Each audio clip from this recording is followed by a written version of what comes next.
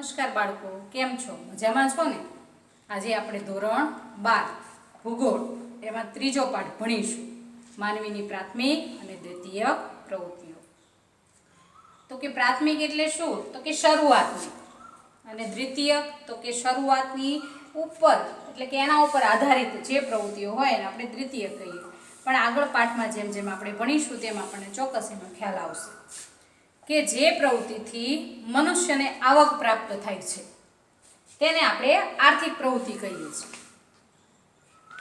આર્થિક પ્રવૃત્તિ એટલે શું? તો કે જે પ્રવૃત્તિથી મનુષ્યને આવક પ્રાપ્ત થાય છે તેને આર્થિક પ્રવૃત્તિ કહેવામાં આવે છે. આર્થિક પ્રવૃત્તિઓ મુખ્યત્વે 5 વિભાગમાં વહેંચાયેલી છે. તો કે પ્રાથમિક પ્રવૃત્તિ, દ્વિતીયક પ્રવૃત્તિ, તૃતીયક પ્રવૃત્તિ, ચતુર્થક પ્રવૃત્તિ અને પંચમ પ્રવૃત્તિ. કારણ કે તે ભૌતિક સંસાધન જેવા કે ભૂમિ, જળ, વનસ્પતિ, બાંધકામ, નિર્માણની સામગ્રીઓ અને ખનિજોના ઉપયોગથી થાય છે. શિકાર કરવો, ખોરાક મેળવવો, ખોરાકને એકઠો કરવો, પશુપાલન કરવું, મત્સ્યન કરવું, જંગલોમાં લાકડા કાપવા, ખેતી કરવી અને ખનન, આ બધી પ્રવૃત્તિ છે એ પ્રાથમિક પ્રવૃત્તિ છે. તો પ્રાથમિક પ્રવૃત્તિમાં શિકાર, વન્ય પેદાશો એકઠી કરવી, મત્સ્યન કરવું, પશુપાલન કરવી, ખેતી કરી અને ખનન કાર્ય કરવું, આ પ્રવૃત્તિઓનો સમાવેશ થાય છે. જ્યારે દ્વિતીયક પ્રવૃત્તિ એટલે શું? તો કે માનવી કાચા માલનું તૈયાર માલમાં રૂપાંતરણ કરી ચીજ વસ્તુઓ બનાવે છે તેને દ્વિતીયક પ્રવૃત્તિ કહેવામાં આવે છે. ઉદાહરણ તરીકે આપણે જોઈએ તો કે કપાસમાંથી સુતરાઉ દોરી બનાવી અથવા સુતરાઉ કાપડ બનાવવું. જ્યારે તૃતીયક પ્રવૃત્તિ એટલે કે કિંમત ચૂકવીને જે આપણે પ્રાપ્ત કરીએ છીએ તેને તૃતીયક પ્રવૃત્તિ કહેવામાં આવે છે. ચતુર્થક પ્રવૃત્તિ વિશેષ પ્રકારનું જે માનવી કૌશલ્ય ધરાવતા હોય અને વિશિષ્ટ પ્રકારની સેવાઓ આપતા હોય તેને ચતુર્થક પ્રવૃત્તિમાં સમાવવામાં આવ્યા છે. અને પંચમ પ્રવૃત્તિ તો કે જુદા જુદા ક્ષેત્રના જે વિશિષ્ટ કક્ષાના નિષ્ણાંતોની જે સેવાઓ છે એનો સમાવેશ પંચમ પ્રવૃત્તિમાં કરવામાં આવે છે. પણ અહીંયા આપણે પાઠમાં 2 પ્રવૃત્તિ ભણવાની છે, પ્રથમ અને દ્વિતીય. તો કે પહેલાના સમયમાં માનવી છે ભટકતું જીવન ગાળતો. આદિમાનવ છે એ જંગલમાંથી ફળાદી ખાતો. પાંદડાઓ, કંદમૂળ, પશુઓનો શિકાર કરવો, માછીમારી દ્વારા ખોરાક મેળવવો, શરીરને ઢાંકવા માટે એની પાસે કોઈ વસ્ત્રો નહોતા. તો સમય જતાં જતાં તેનામાં સમજણ આવતી ગઈ અને સમજણ આવતી ગઈ તેમ તેનામાં પશુઓનું મહત્વ વધ્યું અને પશુઓનું મહત્વ વધતા પશુપાલન પ્રવૃત્તિને વેગ મળ્યો એટલે કે એની શરૂઆત થઈ. અને પશુપાલનથી જ ઉપયોગમાં પશુઓનો ઉપયોગ લઈને ખેતીની શરૂઆત થઈ. અને ખેતીમાં પણ 2 પ્રકાર, સ્થાયી અને અસ્થાયી ખેતી. તો કે ખેતીની શરૂઆત થઈ ત્યાં પછી ગામડાઓની ધીરે ધીરે શરૂઆત થઈ, ગ્રામીણ વર્ગ છે એનો વિકાસ થયો અને માનવીની જરૂરિયાતો દિવસે ને દિવસે વધવા લાગી. ખેતી કરે તેને ખેડૂત કહેવાયા. ખેતી સિવાયની પ્રવૃત્તિ તરફ વળ્યા અને જે જરૂરિયાત પૂરી કરવા વિવિધ કારીગરોવાળા કામ તરફ વળ્યા તેને આપણે ગ્રામીણ કારીગર વર્ગ તરીકે અસ્તિત્વમાં આવ્યા. અને એના સિવાય અન્ય શ્રમિકો વિનિમયનો વ્યવહાર શરૂ થયો. પછીથી ગામડાના કદ છે અને આકારો છે એમાં પરિવર્તન. તો કે 18મી સદીમાં યુરોપમાં ઔદ્યોગિક ક્રાંતિ આવી. તો કે આવો ટૂંકો પ્રશ્ન આપણને પરીક્ષામાં પૂછાય ઘણી વખત. તો કે યુરોપમાં ઔદ્યોગિક ક્રાંતિની શરૂઆત ક્યાં થઈ? તો કે યુરોપમાં. ક્યારે થઈ? તો કે 18મી સદીમાં. તો આ ક્રાંતિની અસર કૃષિ, શિક્ષણ, સ્વાસ્થ્ય, પરિવહન, સંદેશા વ્યવહાર અને વ્યાપાર પર થઈ. યુરોપની પ્રજા સમગ્ર વિશ્વમાં છવાઈ ગઈ. બીજા ભૂમિખંડોના કુદરતી સંસાધનોનો લાભ સૌથી વધારે યુરોપને મળ્યો અને જેથી યુરોપ દેશ છે એવી વિકાસશીલ યુરોપ ખંડ બન્યો અને વધારે ને વધારે વિકસિત બની ગયો. આ સમયગાળામાં સંસ્થાનવાદી શોષણને કારણે એશિયા અને આફ્રિકાના દેશો અલ્પ વિકસિત સ્થિતિમાં મુકાયા. એનો વિકાસ થયો પણ કેવો? તો કે ખૂબ જ ઓછો. 2 વિશ્વ યુદ્ધો પછીથી વૈશ્વિક પર્યાવરણ પર વિપરીત પ્રકારની અસર થવાના કારણે માનવીએ પોતાના વિકાસ માટે આગળ વિચારવાનું શરૂ કર્યું અને ટૂંક જ સમયમાં માહિતી તંત્રનો વિકાસ થયો. 1980ના દાયકામાં પશ્ચિમ યુરોપીય દેશમાં જ્ઞાનનું નિષ્પાદન અને પ્રસારણ અગત્યનો વ્યવસાય બની ગયો. જ્ઞાનનું નિષ્પાદન કરવું અને એનું પ્રસારણ કરવું. આપણે કહીએ છીએ કે ઘણા વ્યક્તિઓમાં અઢળક વસ્તુઓ પડેલી છે તો એ નવું સંશોધન કરે અને બીજા સુધી પહોંચાડે. તો સંશોધન કરવું એ નિષ્પાદન અને આગળ પહોંચાડવું એ પ્રસારણ, જેના પરિણામે 20મી સદીમાં માહિતી ક્રાંતિ થઈ અને દૂરસંચાર પ્રૌદ્યોગિકીકરણ પરિણામે સમગ્ર માનવજાતના વિકાસના દ્વાર ખુલી ગયા. તો હવે આ પાંચે પાંચ પ્રવૃત્તિને આપણે ટૂંકમાં ભણવાની છે, પણ પાંચમાંથી મુખ્ય આ પાઠમાં આપણે 2 પ્રવૃત્તિ ભણશું અને એના પછીના આગળના પાઠમાં 3 પ્રવૃત્તિ ભણવાની છે. તો સૌથી પહેલા પ્રાથમિક પ્રવૃત્તિ, તો કે પ્રાથમિક પ્રવૃત્તિમાં સૌથી મહત્વની વસ્તુ હોય તો એ છે શિકાર. તો કે શિકાર, તો કે પહેલાના માણસ છે આદિમાનવ, એ શિકાર કરીને જ પોતાનું જીવન જીવતો, ગુજરાન ચલાવતો, કાચું માંસ ખાતો. ધીરે ધીરે એને અગ્નિની શોધ કરી અને અગ્નિની શોધ થતાં એ માંસ છે એને બાફીને કે શેકીને ખાવા લાગ્યો. તો કે આદિ યુગમાં પૃથ્વી પરના બધા જ માનવો શિકાર અને સંગ્રહ તરીકે જીવન જીવતો. આ પ્રકારની અર્થવ્યવસ્થામાં લોકો ભોજન મેળવવાની શોધમાં એક જગ્યાએથી બીજે જગ્યાએ ભટકતું જીવન જીવતા, નાના સમૂહમાં રહેતા અને તેમની પાસે પોતાની કોઈ સંપત્તિ નહોતી. પથ્થરમાંથી બનાવેલા ઓજારોનો શિકાર તરીકે ઉપયોગ કરતા, વલ્કલના વસ્ત્રો પહેરતા અને જંગલમાંથી જે વસ્તુઓ મળતી એને સ્થાનિક સામગ્રીમાંથી જ પોતાનું રહેઠાણ બનાવતા. સમુદ્ર કિનારે રહેનારા જે લોકો હતા એ સમુદ્રમાંથી માછલીઓ મેળવતા અને સમુદ્રમાંથી મળતી માછલીઓ અને બીજા જીવોથી પોતાનું ભરણ પોષણ કરતા. ઉષ્ણકટિબંધના નિવાસીઓ છે તે શું કરતા, તો કે શિકાર કરતા અને જંગલ પેદાશને એકઠી કરવાની પ્રવૃત્તિઓ કરતા. તો આવી રીતે માનવી છે પ્રાકૃતિક પરિસ્થિતિમાં જ પોતાનું જીવન જીવતા. પર્યાવરણમાં કશું પરિવર્તન કર્યા વિના પોતાની સ્વાશ્રય અવસ્થામાં જ જીવન વ્યતીત કરતા. એને કોઈ પણ જાતનો ફેરફાર કર્યો નહીં કે કોઈ પણ જાતનું પરિવર્તન લાવ્યા નહીં. વર્તમાનમાં આ લોકો ઓસ્ટ્રેલિયા, આફ્રિકા, ઉત્તર અમેરિકા તથા દક્ષિણ અમેરિકાના મર્યાદિત ભાગોમાં જ આપણને જોવા મળતા. ઓસ્ટ્રેલિયાના બ્લેક ફેલોઝ, આફ્રિકા ખંડના પિગ્મી તથા બુશમેન, અલાસ્કાના એસ્કિમો, યુરોપ ખંડના લેપ લોકો, અમેરિકા ખંડના રેડ ઇન્ડિયન્સ, દક્ષિણ ભારતના પાલિયાંગ તથા મલેશિયાના સેમાંગ લોકો પ્રાથમિક પ્રવૃત્તિ કરતા. તો પ્રાથમિક પ્રવૃત્તિમાં સૌથી પહેલી શિકાર અને બીજી છે પશુપાલન. તો કે પશુપાલનમાં પણ 2 પ્રકાર, અસ્થાયી પશુપાલન અને વ્યાપારિક પશુપાલન. તો કે પશુપાલન વિશે તો તમે બધા જ જાણો છો કે પશુઓને પાળવા, એનું સારી રીતે જતન કરવું અને એમાંથી મળતી જે પેદાશો છે એને વેચવી અને બદલામાં પૈસા મેળવવા. તો કે પ્રાથમિક પ્રવૃત્તિમાં પશુનું કાર્ય ખૂબ જ મહત્વનું રહ્યું.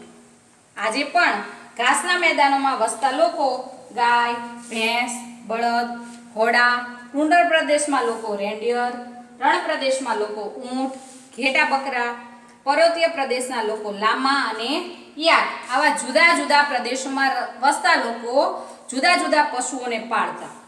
તો આ પ્રાણીઓનો ઉપયોગ શું, તો કે ભાર વહન કરવા માટે, ખેતીકામ કરવા માટે અને પશુ પેદાશોમાંથી જે વસ્તુ આપણને મળે એનો ઉપયોગ કરવા માટે. તો કે ઉષ્ણ અને સમશીતોષ્ણ કટિબંધમાં વસતા જે લોકો છે એ અસ્થાયી પ્રકારનું પશુપાલન કરતા હતા, પણ હવે તેઓ વ્યાપારિક પશુપાલનની પ્રવૃત્તિ તરફ આગળ વધ્યા. આપણે જોઈએ છીએ કે પહેલાના માણસો છે પોતાના ઘર પૂરતા સીમિત પશુઓને રાખતા, પણ અત્યારના માણસો છે તમે જુઓ છો તબેલાઓ, પછી ખાસ કરીને ગાયો ભેંસોને રાખે ઝાઝી બધી અને એમાંથી મળતી વસ્તુઓ છે એને વેચે અને બદલામાં ખૂબ જ પૈસાઓ મેળવે. તો કે શેના માટે, તો કે વ્યાપાર કરવા માટે, વ્યાપારીકરણ કરવા માટે. જેટલી પશુઓની માવજત કરશે, જેટલું પશુઓને વધારેમાં વધારે સારો ખોરાક આપશે એટલા પ્રમાણમાં વધારે ને વધારે ઉત્પાદન મેળવશે. તો એમાં આપણે ભણીએ અસ્થાયી પશુપાલન. તો કે આ પ્રકારના પશુપાલન સાથે જોડાયેલા જે પશુપાલકો છે એ સ્થાયી જીવન ગાળતા નહોતા. એક જગ્યાએથી બીજી જગ્યાએ પોતાનું વ્યવસાય છે કે પોતાનું ઘર છે એનું કોઈ ચોક્કસ જગ્યા નહોતી. પશુપાલકો પોતાના પશુઓ સાથે ઋતુ પરિવર્તન પ્રમાણે સ્થળાંતરણ કરતા. પોતાના વતનમાં જ્યાં સુધી એને અનુકૂળ આવે ત્યાં સુધી રહે અને પછી પોતાના પશુઓ સાથે એક જગ્યાએથી બીજી જગ્યાએ જતા. તો હિમાલયમાં શિયાળામાં ઊંચા ઢોળાવો પરથી તળેટી તરફ આવતા અને ઉનાળામાં તો કે તળેટી તરફથી ઊંચા ઢોળાવો તરફ જતા. આવી રીતે સ્થળાંતરણ કરતા. આ પશુપાલકો ચોક્કસ વિસ્તારમાં પશુપાલન સાથે ભટકે છે. તેઓ ઋતુઓ અને હવામાન અંગેની વિસ્તૃત જાણકારી ધરાવે છે. ઘાસ અને પાણીના સ્ત્રોતો એને ક્યાં કઈ ઋતુમાં મળી રહેશે એનું પણ એ જ્ઞાન ધરાવે છે. અલ્પ વરસાદવાળા વિસ્તારો હોય તો પશુપાલકો ઘેટા બકરાને પાળે છે, કારણ કે વરસાદનું પ્રમાણ ત્યાં ખૂબ ઓછું છે. અસ્થાયી પશુપાલકો ઘેટા, બકરા, ઊંટ, ગાય, બળદ, ઘોડા અને ખચ્ચર આ બધા પ્રાણીઓને પાલે છે. અને આ પ્રકારનું પશુપાલન વિકાસશીલ દેશોમાં થાય છે. ત્યાર પછી છે વ્યાપારિક પશુપાલન. તો કે વ્યાપારિક પશુપાલન એટલે શું? તો કે એનામાંથી આવતી જે વસ્તુઓ છે એનું વેચાણ કરીને વૈજ્ઞાનિક ઢબે પશુઓને પાલી પોષીને મળતી વસ્તુઓ દ્વારા આપણે મૂડી મેળવીએ છીએ. તો કે પશુ પેદાશોમાંથી વધારે ને વધારે શું મળે? તો કે આવક મળે. અને આવક વધારેમાં વધારે ક્યારે મળે? તો કે વૈજ્ઞાનિક પદ્ધતિથી જો એનો ઉછેર કરવામાં આવે ત્યારે.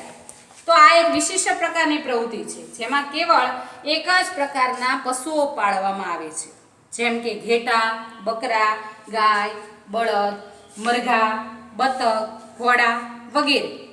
તો આ પ્રકારના પશુઓમાંથી શું મેળવવાનું? તો કે દૂધ મેળવવાનું, એમાંથી માંસ મેળવવાનું, ચામડું મેળવવાનું, ઊન અને ઈંડા મેળવવાનું અને વગેરેનું મોટા પ્રમાણમાં ઉત્પાદન કરવાનું અને વૈજ્ઞાનિક પ્રક્રિયાથી તૈયાર કરેલા ખાસ ડબ્બાઓમાં બંધ કરીને વિશ્વના બજારો સુધી આ બધી વસ્તુઓની નિકાસ કરવાની. પશુઓની ઉત્તમ ઓલાદો તૈયાર કરવી, એને પાળવા, પ્રાણીઓને થતા રોગો માટે એને યોગ્ય દવાઓ આપવી, એના માટે સારવાર યોગ્ય લેવી, પશુ ચિકિત્સક દ્વારા પ્રાણીઓની સારવાર કરાવી, મરઘા બતકાને વૈજ્ઞાનિક ઢબે ઉછેરવા, પશુઓને ઉત્તમ આહાર આપવો, પશુઓની સારી રીતે સાર સંભાળ રાખવી, આ બધી બાબતો ખૂબ જ મહત્વની છે. દુનિયામાં New Zealand, Australia, Argentina, USA, Bharat, Denmark વગેરે દેશોમાં વ્યાપારિક પશુપાલનો મોટા પાયા ઉપર થાય છે. તો અહીંયા પશુપાલન પ્રવૃત્તિ થાય છે પૂરી. બે પ્રકારો છે, સ્થાયી અને અસ્થાયી. ત્યાર પછી એમાં આપણે ભણીશું ખેતી. તો કે આશરે 12,000 વર્ષ પહેલા વિશ્વમાં ખેતીની શરૂઆત થઈ. ખેતી વિશે તો આપણે બધા જ જાણીએ છીએ કે શરૂઆતમાં પ્રાણીનો શિકાર કરી માનવી ખોરાક મેળવતો. ધીરે ધીરે પશુઓ જોડે નિકટતા સ્થપાણી અને એને પશુ પાળવાનું શરૂ કર્યું. પશુઓ છે ભાર વહન કરવા માટે એને ઉપયોગી બન્યા અને પછી એને ખબર પડી કે પશુઓનો ઉપયોગ ખેતી માટે પણ થાય છે. તો એણે ખેતીની શરૂઆત કરી અને ખેતીના કારણે માનવીનું જીવન છે એ અસ્થાયી હતું, એ સ્થાયી બની ગયું. સૌ પ્રથમ તેણે જંગલોના વૃક્ષો છે એને કાપી જમીન સંપાદન કરી, એટલે કે જમીન મેળવી, એકઠી કરી અને આશરે 2 થી 5 વર્ષ સુધી તે એ જ જમીનમાં પાક લીધા પછી ઉત્પાદન ઘટતા પાછા એ જમીનને છોડી દે, પડતી મૂકી દે અને પાછા વૃક્ષો કાપીને એને વાવા જેવી યોગ્ય જમીન બનાવે. આ રીતે તે ખેતીને પ્રાથમિક કક્ષાએથી અસ્થાયી ખેત પદ્ધતિ કહેવાતી. અસ્થાયી શું કામ? તો કે એકને એક જમીન ઉપર ઝાઝા બધા વર્ષો સુધી ખેતી કરતો નહીં. દર 2-5 વર્ષે પોતાની જગ્યાને છોડી દેતો અને નવી જગ્યા મેળવતો. મેળવવાનું કારણ શું? તો કે એના ઉત્પાદકતામાં ઘટાડો જોવા મળે છે અને સમય જતાં અનુકૂળ આબોહવા, સિંચાઈની સુવિધાઓ, ફળદ્રુપ જમીન વિસ્તારોમાંથી સ્થાયી ખેત પદ્ધતિની શરૂઆત થઈ. તો બધી જ પ્રાથમિક પ્રવૃત્તિમાં ખેતી પ્રવૃત્તિ સૌથી વધારે મહત્વપૂર્ણ છે. વિશ્વની લગભગ અડધી વસ્તી છે ખેતી ઉપર આધારિત જીવન જીવે છે. તેનાથી પણ તમે બધા જ પરિચિત છો કે પહેલાના લોકો પાસે ખેતી સિવાય બીજી પ્રવૃત્તિનું પ્રમાણ ઓછું હતું. તો એનાથી વિરુદ્ધ અત્યારે આપણે જોઈએ છીએ તો માણસો પાસે ખેતીનું પ્રમાણ ઓછું છે અને ઉદ્યોગોનું પ્રમાણ સૌથી વિશેષ છે. વિકાસશીલ દેશોમાં લગભગ 65% વધારે લોકોનો મુખ્ય વ્યવસાય ખેતી છે. 18મી સદીમાં યુરોપમાં ઔદ્યોગિક ક્રાંતિની શરૂઆત થઈ અને ક્રાંતિની અસર છેક એશિયા, અમેરિકા, આફ્રિકા ખંડ સુધી જોવા મળી. ખેતી ક્ષેત્રે પરિવર્તન થયા અને ખેતીમાં યંત્રોનો દિવસે ને દિવસે ઉપયોગ થવા લાગ્યો. એની શરૂઆત થઈ. માનવીએ ખેતીના ચોક્કસ પાક લેવાની શરૂઆત કરી. તો કે કેવા પાકો? તો કે ઘઉં, ડાંગર, કપાસ, ચા, કોફી, રબર, શેરડી, મકાઈ આ બધા એના મુખ્ય પાકો બન્યા અને જમીનને કેળવીને વધુ ઉપજ મેળવવાનો એને પ્રયત્ન શરૂ કર્યો. ખેતી આધારિત આનુષંગિક પ્રવૃત્તિઓ. તો કે ખેતી આધારિત પ્રવૃત્તિઓ કઈ કઈ? તો કે પશુપાલન દ્વારા દૂધ મેળવવું અને દૂધની બનાવટોને તૈયાર કરવી. બીજું તો કે કેટલાક વિશિષ્ટ પ્રાણીઓનો ઉછેર કરવાનો અને એ ઉછેર કરીને એમાંથી ઊન મેળવવાનું, ચામડું મેળવવાનું અને માંસ મેળવવાનું. મરઘા બતકાનો ઉછેર કરવાનો, એમાંથી ઈંડા મેળવવાના અને માંસ મેળવવાનું. વિવિધ બાગાયતી પાકો ઉપર આધારિત જે ખાદ્ય પ્રસંસ્કરણો છે એના ઉદ્યોગો દ્વારા અથાણા બનાવવા, મુરબ્બા બનાવવા, શરબતો બનાવવા વગેરે ઉત્પાદનોને તૈયાર કરવા. ફૂલની ખેતી દ્વારા સુગંધિત દ્રવ્યો અને વિવિધ પ્રકારની ઔષધિઓ તૈયાર કરવી. જેમ કે આપણે જોઈએ છીએ અત્તર છાંટીએ, સ્પ્રે છાંટીએ, આવી અવનવી વસ્તુ આપણે વાપરીએ છીએ. તો એ શેમાંથી? તો કે ફૂલની ખેતીમાંથી. મધમાખી ઉછેર કરી મધ મેળવવું. શેતુરની ખેતી કરી રેશમના કીડાનો ઉછેર કરવો. ખેતરના નીચાણવાળા જે ભાગો છે એમાં ખેત તલાવડી બનાવી ડાંગરની ક્યારીઓમાં મત્સ્ય ઉછેર કરવો. ખેતરના શેઢે જ્યાં ખુલ્લી જગ્યાઓ છે ત્યાં ઔષધીય વૃક્ષોનો ઉછેર કરવો અને તેલીબિયાનું પિલાણ કરી તેમાંથી ખાદ્ય પદાર્થો તૈયાર કરવા. ત્યાર પછી છે ખનન. ખનન એટલે શું? તો કે સાદી ભાષામાં આપણે કહેવું હોય તો ખોદકામ કરવું અને ખોદકામ કરીને અંદરથી ખનિજો મેળવવી. તો કે ખનન એટલે શું? તો કે ભૂભાગમાંથી ખનિજો મેળવવા, જમીન પરની માટી કે રેતીને દૂર કરવી અને ખોદકામ કરવું. સુરંગો દ્વારા પથ્થરો તોડવા, જમીનની અંદર વધુ ઊંડાઈથી ખનિજો મેળવવા સારકામ કરવું. ખનન કાર્યની શરૂઆત ઘણા પ્રાચીન કાળથી થઈ છે. તમે દાર પાડો એવું તો કદાચ સાંભળ્યું હશે. તો શેના દ્વારા? તો કે સાર દ્વારા એક છિદ્ર પાડવામાં આવે છે જેને સારકામ કહેવામાં આવે છે. ભૂતકાળમાં તાંબુ, લોખંડ વગેરેનો ઓજાર અને શસ્ત્રો બનાવવા ઉપયોગ થવા લાગ્યો. કે પહેલાના માણસો છે એ તાંબાનો, લોખંડનો, આ બધા ધાતુઓનો ઓજારોમાં ઉપયોગ કરતા. તમે ઘણી વખત સંગ્રહાલયોમાં જતા હશો, મ્યુઝિયમમાં જતા હશો, મ્યુઝિયમમાં, તો એમાં આપણને જૂના પુરાણા હથિયારો જોવા મળે છે. તો આ હથિયારો બધા આવી બધી ધાતુઓમાંથી જ બનાવવામાં આવે છે. મધ્યયુગમાં ખનન કાર્યનું મહત્વ વધ્યું. ઇંગ્લેન્ડ અને જર્મનીમાં હથિયાર અને સિક્કા બનાવવા માટે પણ ધાતુનો ઉપયોગ કરવામાં આવ્યો છે. તમે સિક્કાઓ ચલણી જોયા હશે. તો એમાંય અવનવી ધાતુઓ વપરાય છે. અન્ય દેશોએ પણ ધાતુના ઉપયોગમાં વધારો કર્યો અને ઔદ્યોગિક ક્રાંતિ પછી ખનિજોના ઉપયોગમાં અને તેના મહત્વમાં દિવસે ને દિવસે વધારો આવ્યો. તો કે ખનિજ એટલે શું? તો એના માટે એક આપણને વ્યાખ્યા આપવામાં આવી છે કે જે નિશ્ચિત અણુ રચના ધરાવતો હોય, એનું ચોક્કસ રાસાયણિક બંધારણ હોય અને સમાન ગુણધર્મ ધરાવતો હોય એવો પદાર્થ, પણ કેવા સ્વરૂપમાં? તો કે ઘન, પ્રવાહી અને વાયુ સ્વરૂપમાં. તો તેને આપણે ખનિજ તરીકે ઓળખીએ છીએ. ખનિજના મુખ્ય બે પ્રકારો છે, ધાત્વિક ખનિજ અને અધાત્વિક ખનિજ. તો ધાત્વિક ખનિજોમાં કઈ કઈ ખનિજોનો સમાવેશ થાય? તો કે લોખંડ, તાંબુ, સીસુ, જસત વગેરેનો સમાવેશ થાય છે. તો કે આપણે કહીએ કે ધાત્વિક ખનિજ એટલે કેવી? તો કે જે ઓગળી જાય છે, અને અધાત્વિક ખનિજ એટલે કેવી? કે જે ઓગળી જતી હોતી નથી. ગંધક, અબ્રક, ફોસ્ફાર, ચૂનાના પથ્થર વગેરે અધાત્વિક ખનિજો છે. અને કોલસો અને ખનિજ તેલ તે કુદરતી વાયુ વગેરે સંચાલન શક્તિના સાધનો છે. આમ ખનિજના મુખ્ય બે પ્રકાર. હવે ખનનના તો કે કેટલા મુખ્ય પ્રકાર? તો કે બે, પૃષ્ઠીય ખનન અને ભૂમિગત ખનન. તો પૃષ્ઠીય ખનનને ધરાતલીય ખનન તરીકે પણ ઓળખવામાં આવે છે. ધરા એટલે કે જમીનનો ઉપરનો ભાગ. તો આ પ્રકારનું ખનન વધારે સરળ, સુરક્ષિત અને ઓછું ખર્ચાળ છે, જેમાં આપણે વધારે ટેકનોલોજીવાળા સાધનો ઉપયોગ કરવો પડતો નથી. ખનિજોનું ખનન વધુ માત્રામાં ઝડપથી થઈ શકે છે. જો ખનિજો પૃથ્વીની સપાટીથી વધારે ઊંડાઈ સુધી હોય ત્યારે ભૂમિગત ખનન વિધિનો ઉપયોગ કરવો પડે છે. આપણે કહીએ છીએ કે અત્યારે તો અવનવા સાધનોનો ઉપયોગ કરવામાં આવે છે જમીનની ઊંડાઈ સુધી પહોંચવા માટે.